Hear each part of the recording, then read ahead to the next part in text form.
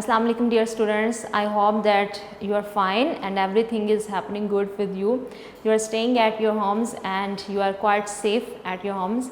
So today is our lecture number 10. Till now we have completed our lecture number 9 till 9th and we have done the ransom of Red Chief in our previous lecture. We have completed the reading and we have also done the MCQs of that unit. So I hope so that you have read the text.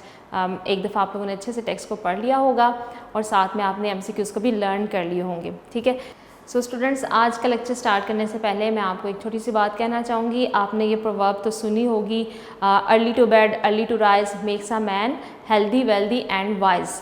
यानी जब आप सुबह सवेरे उठते हैं, आप रात को टाइम पर सो जाते हैं और सुबह सवेरे उठते हैं तो इससे क्या होता है कि आपकी हेल्थ भी अच्छी होती है और साथ ही आप जो भी काम कर रहे हो, जैसे स्टडी करते हो, उसके लिए आपको ज़्यादा टाइम मिल जाता है। आप अपने काम पर ज़्यादा अच्छे से फोकस कर सकते हो, कॉन्सेंट्रेट कर सकते हो और फिर आपके जो गोल्स हैं, जो आपके ड्रीम्स हैं, उनको आप अचीव कर सकते हो क्योंकि आप जो भी काम कर रहे हो, स्टडी कर रहे हो, उसको आप ज़्यादा टाइम दे सकते हो, राइट। और फिर जब आप अपने काम को ज़्यादा टाइम देंगे तो ऑब्वियसली आप मज़ीद जो है लाइफ में वो फ्लरिश करेंगे। तो ये जो छोटी सी प्रोवर्ब है, इसका मतलब ये है कि हमें ज़िंदगी में कोई अपना एक प्रॉपर स्केड्यूल बनाना चाहिए, अपनी एक रूटीन जो है वो सेट करनी चाहिए, तभी हम अपने सारे काम कर सकते हैं और फिर ही हमारी हेल्थ जो है, हमारी जो सेहत है वो भी अच्छी रहेगी और मज़ीद बेहतरीन होगी। तो इस छोटी सी प्रोवर्ब को आप अपनी लाइफ में इम्प्लीमेंट करें और किस तरह से करें कि अपना एक टाइम टेबल बनाएं, अपनी एक प्रॉपर रूटीन सेट करें, अपनी स्टडी की अपना एक स्केड्यूल बना लें और फिर डेली अपनी स्टडी को प्रॉपर टाइम दें, ठीक है। क्योंकि जब हम चीज़ों को मैनेज कर लेते हैं ना, उनको एक ऑर्गेनाइज्ड फॉर्म में ले आते हैं, तो फिर चीज़ों को टैकल करना और उनको मज़ीद अच्छे की तरफ लेकर जाना हमारे लिए इजी हो जाता है, बजाय इसके कि हम चीज़ों को एट रैंडम करें, यानी बिल्कुल ही डिसऑर्गेनाइज्ड वे में करें, अपना कोई स्केड्यूल ना हो हमारा, ना ही कोई टाइम टेबल हो। अपना एक प्रॉपर स्टडी का टाइम टेबल जो है वो आप बना लें कि मैंने एक सब्जेक्ट को इतना टाइम देना है, दूसरे सब्जेक्ट को इतना टाइम देना है, या अगर आपको लगता है आप किसी सब्जेक्ट में वीक हैं तो उस सब्जेक्ट को आपने ज़्यादा टाइम देना है। इस तरह से अपना एक टाइम टेबल सेट कर लें डेली रीडिंग करने का, पढ़ने का, स्टडी करने का, तो आप देखेंगे कि विद इन अ वीक आप में काफ़ी इम्प्रूवमेंट आएगी, ठीक है। और साथ में जो आपकी क्रिएटिव राइटिंग्स चल रही हैं या आप अपना कोई साथ में कुछ क्रिएटिव कर रहे हो, वो भी करने के लिए आपको ज़्यादा टाइम मिल जाएगा, राइट। तो आज का हम लेक्चर नंबर 10 जो है वो स्टार्ट करेंगे। अभी तक हम लोगों ने MCQs कर लिए हैं, टेक्स्ट हमने रीड कर लिया था। सो आज हम करने वाले हैं पहले वर्ड सेंटेंसेस, राइट। आपने क्या करना है, that I have written the word sentences on the board, you are going to write down this word sentences on your notebook. आपने यही अगर सेंटेंसेस बनाने हैं तो आप इन्हीं को नोट डाउन कर लें, अदरवाइज वर्ड्स जो हैं वो मैंने यहाँ पे प्रोवाइड कर दिए हैं, आपके नोट्स में भी हैं एट पेज नंबर 6। आप वहाँ से वर्ड्स लेकर और अपने से भी कुछ क्रिएटिव सेंटेंसेस अगर आप बनाना चाहते हो या किसी से हेल्प लेकर बनाना चाहते हो, जैसे अपने पेरेंट्स से या इंटरनेट से हेल्प लेकर बनाना चाहते हो, तो आप उस तरह से बना सकते हैं। लेकिन अगर आपने इन्हीं सेंटेंसेस को लिखना है तो वो भी अच्छी बात है, आप इन्हीं को नोट डाउन कर लें अपनी नोटबुक में, राइट। तो हम स्टार्ट करेंगे फर्स्ट वर्ड से पढ़ना। So the first word is communities. Communities का मतलब होता है डिफरेंट सोसाइटीज़, ठीक है। मीनिंग आप साथ में नोट डाउन कर लें, पेंसिल से लिख लें, पेन से लिख लें। जब आप वर्ड लिखोगे साथ ही ब्रैकेट्स में उसका आप मीनिंग भी लिख लें। Communities mean different societies, right. तो इसका सेंटेंस मैंने क्या बनाया है, many communities are facing health problems.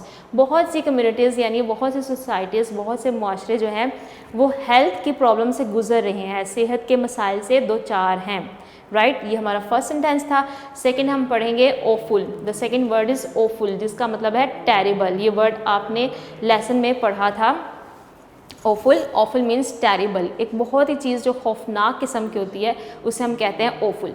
So I have made the sentence I saw an awful dream. मैंने एक बहुत ही भयानक ख्वाब देखा, एक बहुत ही टेरिबल ड्रीम देखा। नेक्स्ट आपके पास वर्ड है रेटल्ड। रेटल्ड का मतलब होता है टू प्रोड्यूस साउंड्स, कुछ आवाज़ें निकालना, कुछ आवाज़ों का बन जाना। Rattled means to produce sounds. साथ साथ आप मीनिंग भी लिखते जाइएगा ताकि आप जब सेंटेंस बनाएं तो आपको सेंटेंस अच्छे से याद हो जाए।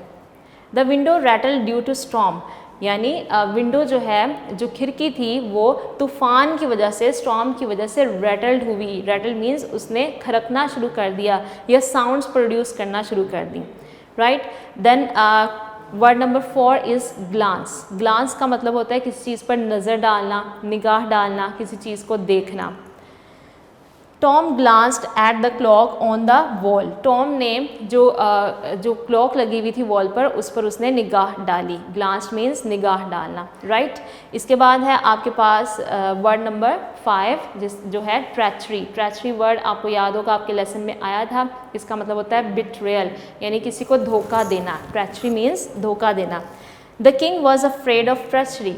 बादशाह जो था वो धोखे से खौफजदा था, उसको ये खौफ था कि कोई उसे धोखा दे देगा। सो ट्रैचरी मीन्स बिट्रेयल, या आप उर्दू में लिखना चाहते हैं मीनिंग तो आप उर्दू में लिख लें धोखा।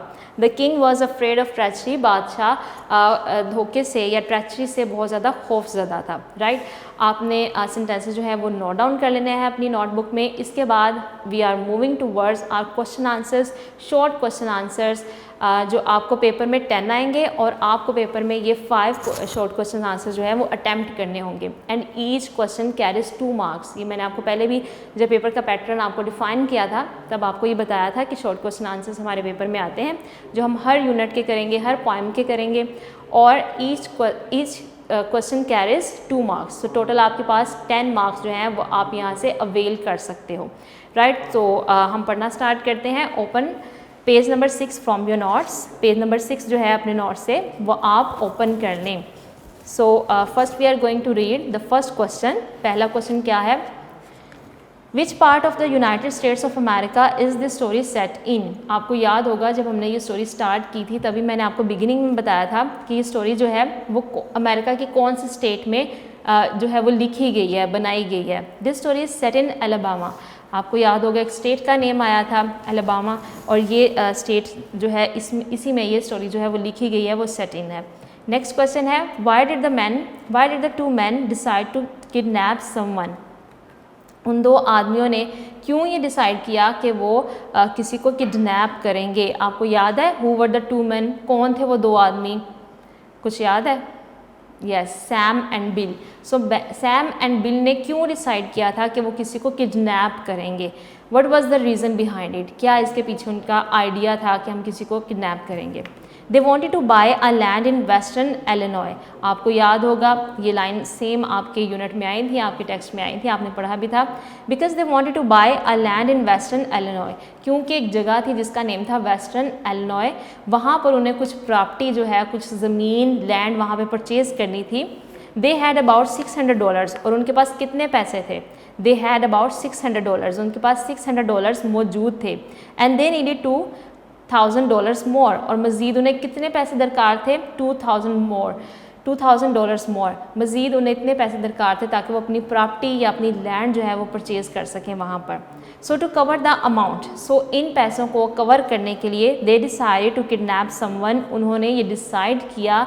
दे यहाँ पर यूज़ हुआ है for 2 persons, for Sam and Bill. So उन्होंने ये डिसाइड किया टू किडनैप समवन, कि वो किसी को किडनैप करेंगे। To have a ransom of $2,000, और क्या मिल जाएगा फिर उन्हें जो तावान है यानी जो रैंसम है $2,000 का वो मिल जाएगा। सो बेसिक पर्पस क्या था बिल और सैम का, या 2 किडनैपर्स का बेसिक पर्पस क्या था कि वो क्यों चाहते थे कि हम जो है किसी को किडनैप कर लें? Because they wanted to buy a land in western Illinois and they had quite little money. तो उन्होंने सोचा कि अपने तमाम पैसों को पूरा करने के लिए हम किसी को किडनैप कर लेते हैं, which was a very bad idea. बाद में उनको यही जो बात थी, इसी के बहुत से कंसिक्वेंसेस जो थे वो फेस करना पड़े। जब वो बच्चा जो था, जो बहुत ही डिफ़िकल्ट एंड हैंडफुल विक्टिम था, वो उनको जब उसने बहुत ज़्यादा तंग किया, राइट। अब आ जाते हैं क्वेश्चन नंबर 3 पर। What is the first sign we have in the story that the kidnappers have picked a difficult victim? What is the first sign? पहली ये निशानी क्या है जो हमें स्टोरी में मिली है कि किडनैपर्स ने एक बहुत ही डिफ़िकल्ट विक्टिम को पकड़ लिया है? आपको याद है स्टोरी में मैंने आपको अंडरलाइन भी करवाई थी ये line. When Sam and Bill offered candy to the boy, जब सैम और बिल ने उस बच्चे को कैंडी दी, जब सैम और बिल ने उसे कहा कि would you like to eat some candy? He hit Bill's head with a brick, तो उसने आगे से क्या रिएक्शन शो किया था? उसने बहुत ही एग्रेसिव वे में बिल के सर पे एक ईंट उठा के दे मारी थी। याद है आप लोगों को? ये हमने स्टोरी में पढ़ा था। सो उसने जिससे हमें पता चलता था कि वो बहुत ही डिफ़िकल्ट और बहुत ही ज़्यादा हैंडफुल विक्टिम है। This prove that the boy was handful and a very difficult victim. तो इसी से हमें पता चला कि वो कोई बहुत ही ईजी शिकार नहीं है, बहुत ही ईजी विक्टम नहीं है, वो बहुत डिफ़िकल्ट है, मज़ीद आगे जाके वो प्रॉब्लम्स क्रिएट करेगा जो वाकई उसने क्रिएट की थी, क्योंकि जो उसका पहला रिएक्शन था वो ही हमें देखने को जब मिला तो पता चला कि वो एक बहुत ही अग्रेसिव किस्म का बच्चा है। नेक्स्ट आ जाएं, क्वेश्चन नंबर 4 हम पढ़ेंगे। What do we learn about Ebenezer Dorset. अब आपको स्टोरी में मैंने आपको बार बार बताया था इबनेज़र डॉर्सेट के बारे में कि वो कौन है और वो क्या करता है, आपको कुछ याद है इसके बारे में? यस, आगे पढ़ते हैं। Ebenezer Dorset is a prominent and wealthy citizen. Ebenezer Dorset जो है वो एक प्रोमिनेंट यानी एक बहुत ही वेल नोन, प्रोमिनेंट का मतलब होता है वेल नोन, यानी वो बहुत ज़्यादा एक ख़ास इंसान है जिसे सब जानते हैं, टाउन में हर कोई उसे जानता था। एंड वेल्थी सिटीज़न, और वो बहुत ही अमीर इंसान है, बहुत ही रिच पर्सन है। ही मेड हिज वेल्थ, और फिर आपको स्टोरी में ये भी बताया गया था कि उसने अपने पैसे कैसे कमाए हैं। ही मेड हिज वेल्थ, उसने अपने पैसे कमाए थे फ्रॉम लैंडिंग मॉर्गेजेस। मॉर्गेजेस का मतलब होता है कि लोगों को लोन देकर, लोगों को कर्जा देकर। यहाँ पर स्टूडेंट्स जो वर्ड है ना मॉर्गेजेस, यहाँ पर टी वर्ड साइलेंट है, ठीक है, आप लिखते हुए ऐसे लिखोगे, लेकिन जब हम इसको पढ़ेंगे तो हमने इस वर्ड को ऐसे पढ़ना है मॉर्गेजेस।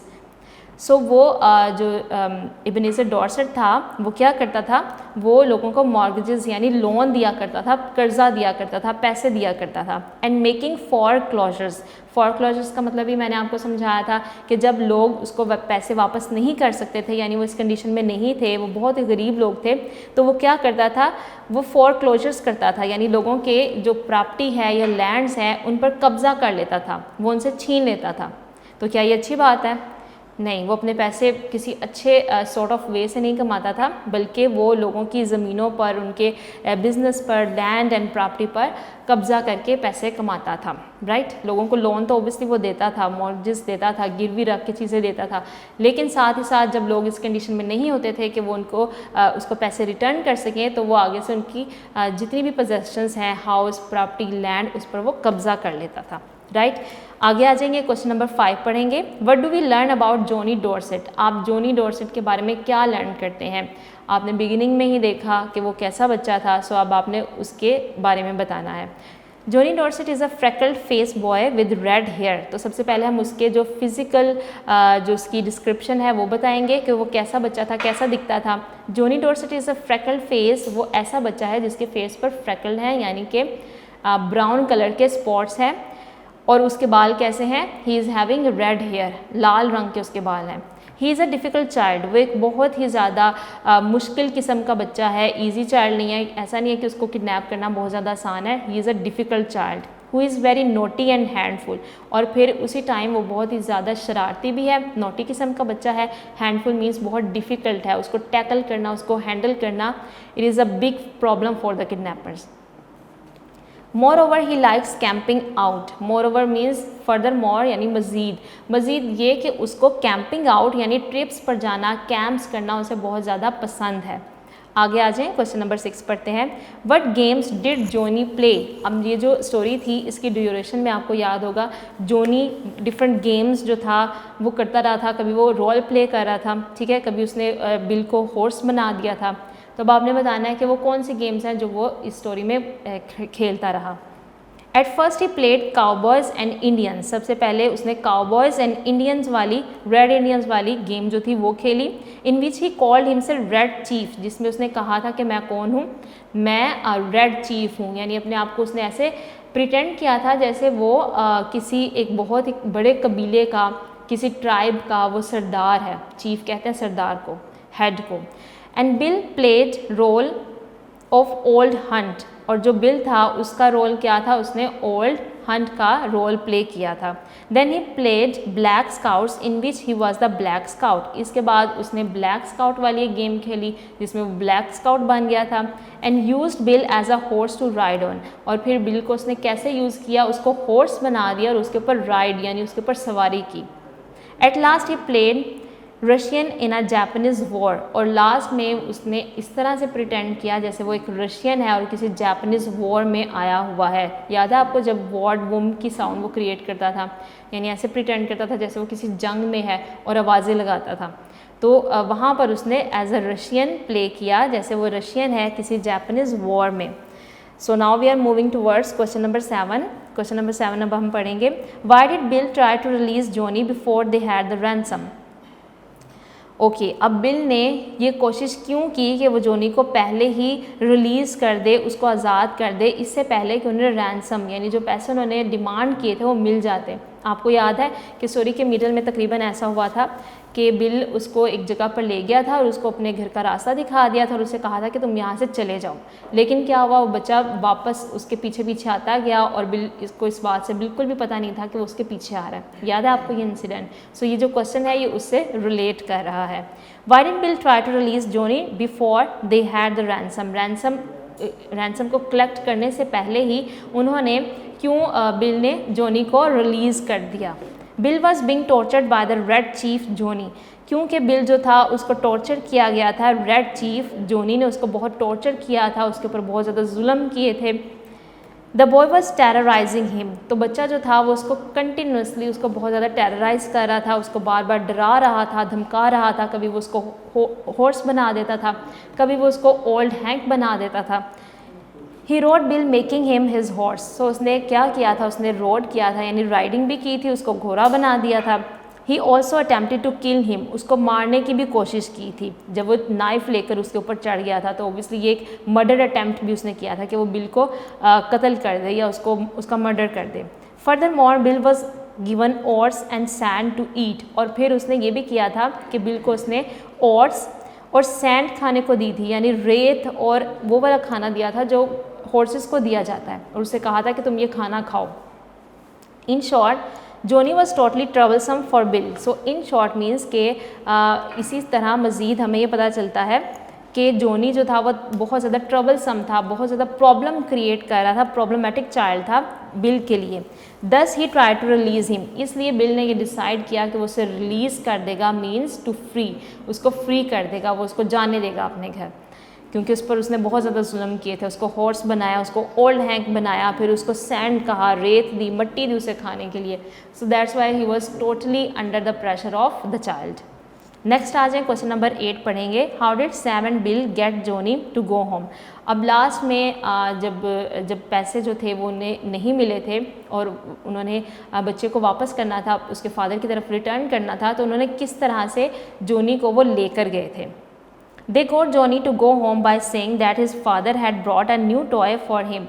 वो जो है जॉनी उसको किस तरह से लेकर गए कि उन्होंने जॉनी से ये कहा कि तुम्हारे फादर तुम्हारे लिए कुछ टॉयज़ लेकर आए हैं, कुछ खिलौने लेकर आए हैं, न्यू टॉयज़ तुम्हारे लिए लेकर आए हैं। And they were going to play with the new toys the next day, और कल वो जाकर अगले दिन जो है वो उन खिलौनों से खेलेंगे। सो बिल ने और सैम ने ये डिसाइड किया था कि उन्होंने उस बच्चे से कहा कि तुम्हारे फादर तुम्हारे लिए न्यू टॉयज़ लेकर आए हैं, नए खिलौने लेकर आए हैं, तो चलो हम चलते हैं और उन टॉयज़ के साथ जाकर खेलते हैं। ऐसा उन्होंने क्यों किया था? ऐसा उन्होंने बेसिकली इसलिए किया था क्योंकि अगर वो बच्चे से ये कहते हैं कि हम तुम्हें रिटर्न करने जा रहे हैं, तुम्हारे फादर को वापस देने जा रहे हैं, तो ऑब्वियसली वो जो बच्चा है वो बिल्कुल भी ना जाता, क्योंकि वो वहाँ पे बहुत इन्जॉय कर रहा था, उसको स्कूल भी नहीं जाना पड़ रहा था, जो उसकी डेली की रूटीन थी वो अब नहीं थी, अब वो चेंज फील कर रहा था, बहुत ज़्यादा हैप्पी था वहाँ आकर। सो वो बिल्कुल भी वापस ना जाता। सो बिल एंड सैम ने ये डिसाइड किया था कि हम इसे ये कहते हैं कि तुम्हारे फादर तुम्हारे लिए न्यू टॉयज़ लेकर आए हैं, so let's we go and play with them. Now we are moving towards question number 9। Question number 9 हम साथ में पढ़ेंगे। Where did Bill say that he would get in 10 minutes. Bill ने क्या कहा कि 10 मिनट में वो कहाँ चला जाएगा। अब ये जो क्वेश्चन है ये एंडिंग पार्ट जो हमारा स्टोरी का था उससे ये रिलेट कर रहा है, यानी ये क्वेश्चन वहाँ से आपसे पूछा गया है जो एंडिंग पार्ट था आपकी स्टोरी का। Where did Bill say that he would get to in 10 minutes. वो 10 मिनट्स में कहाँ चला जाएगा। इज़ दैट पॉसिबल, क्या वो पॉसिबल था, यानी जो बात उसने कही क्या वो वाकई ही रियलिटी में पॉसिबल थी, ऐसा हो सकता था। वट डज़ ही मीन, उसका ये बात कहने का क्या मतलब था, यानी अगर उसने ये बात कही थी कि मैं 10 मिनट में यहाँ से बॉर्डर पार कर जाऊँगा, तो ये बात कहने का क्या मतलब था। Bill said to Bill said so at the end of the story. Bill ने ऐसी बात बिल्कुल स्टोरी के लास्ट में कही थी। When they return the boy to his father, जब उन्होंने बच्चे को उसके फादर को रिटर्न किया था, तब ये बात जो थी बिल ने स्टोरी के लास्ट में कही थी। सर्टनली, सर्टनली मीन्स ऑब्वियसली, यानी यकीनन।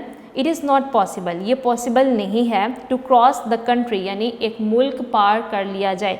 ऑब्वियसली ये बिल्कुल भी पॉसिबल नहीं है कि एक मुल्क को 10 मिनट्स में पार कर लिया जाए, हम उसके बॉर्डर तक पहुंच जाएं इन सच अ शॉर्ट टाइम, इतने कम वक्त में। So certainly it was not possible, obviously ये पॉसिबल नहीं है कि हम 10 मिनट्स में अपनी कंट्री का बॉर्डर जो है वो पार कर जाएं, यानी इतने दूर चले जाएं, क्योंकि वो जो टाउन है ना वो बॉर्डर से काफ़ी दूर है। ऐसा नहीं है कि वो बिल्कुल बॉर्डर के पास है या बॉर्डर उससे बिल्कुल नज़दीक है।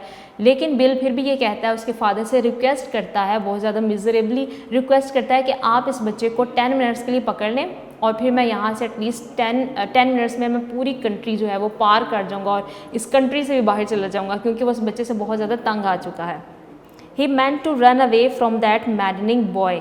ही meant मीन्स कि उसका मतलब ये था टू रन अवे, कि वो भाग निकले फ्रॉम दैट मैडनिंग बॉय, उस पागल कर देने वाले बच्चे से। उसका कहने का मतलब ये था कि वो उस पागल कर देने वाले बच्चे से भाग निकले। In fact it is one of the in fact means दरअसल, it is one of the element of exaggeration. Element कहते हैं किसी चीज़ के आंसर को। Exaggeration means over statement. इसका मतलब आप ऊपर लिख लें, ये वर्ड थोड़ा सा समझने वाला है। Exaggeration means over statement.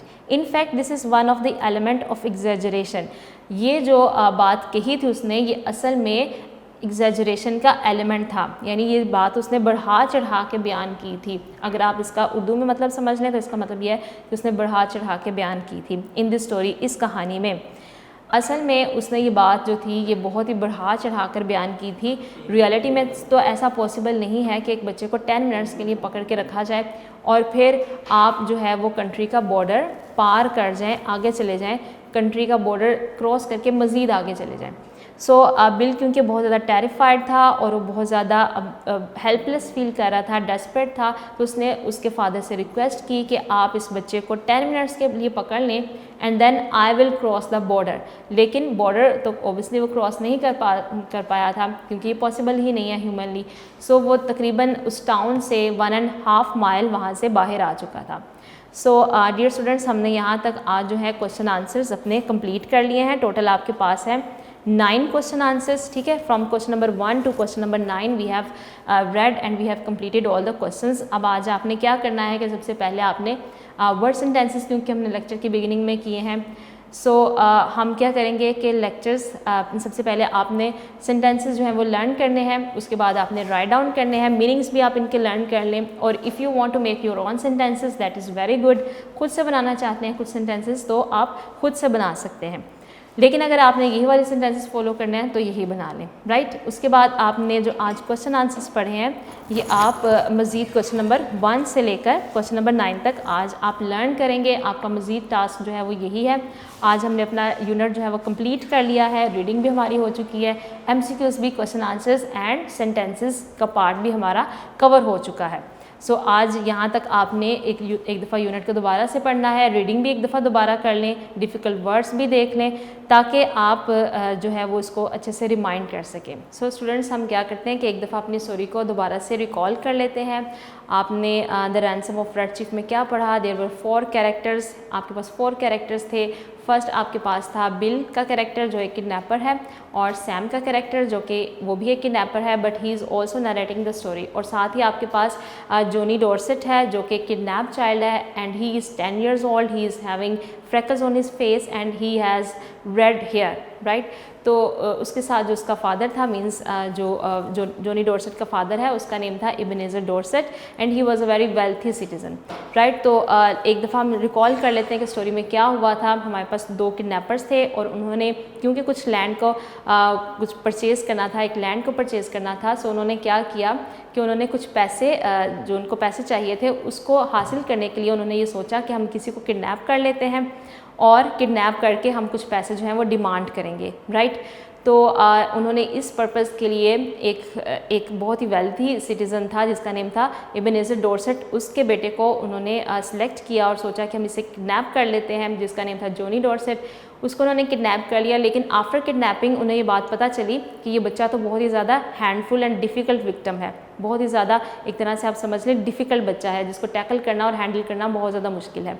सो फिर बाद में क्या हुआ, और वो जो बच्चा था उसने बजाय इसके कि वो किडनैप, क्योंकि वो बच्चा था तो बजाय इसके कि वो कंफ्यूज हो जाता या परेशान होता कि वो उसको किडनैप कर लिया गया है, वो मज़ीद इस सारे सिनेरियो को एंजॉय करता रहा और उसने इस तरह से प्रिटेंड किया जैसे वो किसी ट्रिप पर आया हुआ है या किसी कैंप पर आया हुआ है। तो वो बहुत ज़्यादा इन्जॉय करने लग गया और इतना इन्जॉय उसने किया कि वो अब चाहता था कि वो वापस ना जाए। लेकिन वो कंटिन्यूसली दोनों जो किडनैपर्स हैं उनको वो टॉर्चर कर रहा था। स्पेशली जो बिल था, जो एक किडनैपर है, उसने इतना टॉर्चर किया, इतना उसको परेशान किया कि वो एक दफ़ा उसको वो जाकर एक रास्ते में छोड़ आया और उसने कहा कि अब तुम घर चले जाओ। लेकिन जो जॉनी डॉर्सेट था वो बहुत ज़्यादा हैप्पी था क्योंकि इस कैंपिंग पर, तो उसने कहा कि मैं तो वापस आऊँगा। तो वो बिल के साथ पीछे पीछे वापस आ गया। अब जो सैम था उसने एक लेटर लिखा था उसके फादर को, उसको डिमांड किया, कुछ पैसे उन्होंने डिमांड किए थे। लेकिन बाद में जब उनके फादर ने रिटर्न लेटर किया तो उसमें उसने ये कहा कि आप मेरा बच्चा भी मुझे वापस देंगे और साथ इतने पैसे जो हैं मुझे आप देंगे, तब मैं अपना जो उसका चाइल्ड है वो वापस देगा। सो लास्ट में हमने स्टोरी में क्या पढ़ा था कि एंडिंग पार्ट जो था स्टोरी का वो ये हुआ था कि सैम और बिल को खुद से पैसे देना पड़े थे और पैसे देने के बाद उन्होंने उस बच्चे को जो है वो वापस किया, खुद से उन्होंने पैसे भी दिए और उस बच्चे को वापस भी किया क्योंकि वो बच्चा उनको कंटिन्यूसली टॉर्चर कर रहा था, उनको बहुत ज़्यादा डिस्टर्ब कर रहा था, उन्हें टीज़ कर रहा था। सो मोरल स्टोरी का बेसिकली जो मैसेज है, मोरल है स्टोरी का, वो क्या था कि जब भी आप कुछ लाइफ में करना चाहते हो, कोई भी एक्शन करना चाहते हो, कोई आपका काम है, तो हमेशा उसको एक डायरेक्ट वे में करें, बजाय इसके कि आप किसी रॉन्ग वे में लें, किसी रॉन्ग रास्ते से आप आगे चलें। बेटर ये होगा कि आप अपनी मेहनत करें और जो चीज़ आप हासिल करना चाहते हैं वो आप हासिल करें, ठीक है। जैसे हमने देखा कि किडनैपर्स ने, सैम और बिल ने एक बहुत ही रॉन्ग वे अडॉप्ट किया। उन्होंने एक बच्चे को किडनैप किया और फिर सोचा कि हम इसके फादर से पैसे लेंगे, जो कि एक बहुत ही रॉन्ग वे था।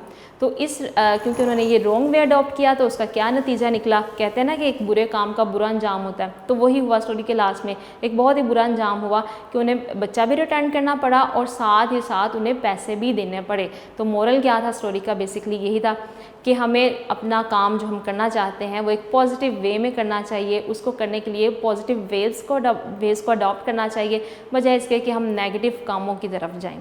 तो ये हमारी स्टोरी का बेसिक यही मॉरल था और आज हमने ये यूनिट कंप्लीट कर लिया है। आई होप सो कि आप क्वेश्चन आंसर्स को, एमसीक्यूज़ को और सेंटेंसेस को अच्छे से लर्न कर लेंगे और साथ ही साथ अपना सिलेबस कवरेज जो है ये आप करते जाएंगे। तो students, see you till next time and I hope so that you are enjoying the lessons. So see you till next time. Thank you so much.